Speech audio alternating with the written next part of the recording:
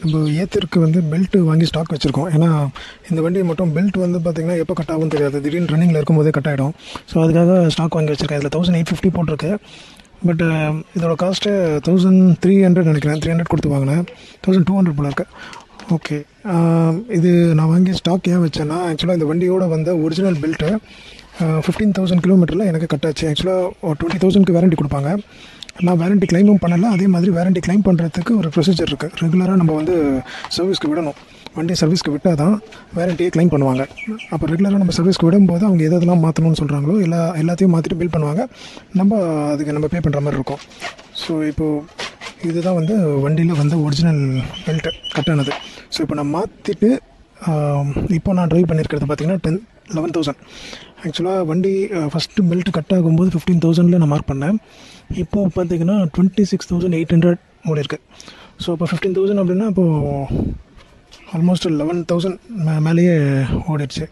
So இந்த belt வந்து எப்படி நம்ம செக் பண்ணணும் அப்படின்றத நான் ஏற்கனவே சொல்லியிருப்பேன். இருந்தாலும் சொல்கிறேன். இப்போ இந்த புது பெல்ட்டை வச்சு நான் கம்பேர் பண்ணால் தான் உங்களுக்கு புரியும். இப்போது இந்த கம்பெனியில் நீங்கள் போய் இந்த பெல்ட்டை மாற்றினீங்கன்னா உங்களுக்கு 3,500 வரைக்கும் சார்ஜ் பண்ணுறாங்கன்னு நினைக்கிறேன். இவங்க ஜென்ரேஷன் 2, 3, 4 அப்படின்ற மாதிரி லைனாக வச்சுருக்காங்க. ஒரு ஜென்ரேஷனுக்கு ஒரு பெல்ட் ப்ரைஸ் போல இருக்குது. ஸோ இது வந்து Gen 4ன்னு கொடுத்தாங்க. ஸோ இதில் இந்த பெல்ட்டோட இங்கே பாருங்கள், இது எவ்வளோ சின்னதாக இருக்குன்னு பாருங்கள், இது எவ்வளோ பெருசாக இருக்குன்னு பாருங்கள். ஸோ இது வந்து இப்படி இருந்த பெல்ட் வந்து நமக்கு இந்த மாதிரி தேஞ்சு போயிடுச்சு. இந்த கேப்பு கம்மியாக இருக்கும். கேப் கம்மியாக இருக்கும்போது நல்லா கரெக்டாக ஸ்ப்ராக்கெட்டில் போய்ட்டு ரன் ஆகிட்ருக்கும். கேப் அதிகமாக இருக்கும்போது ஸ்லிப் ஆகும். அப்போது உங்களுக்கு இந்த மாதிரி கட் ஆகிடும்.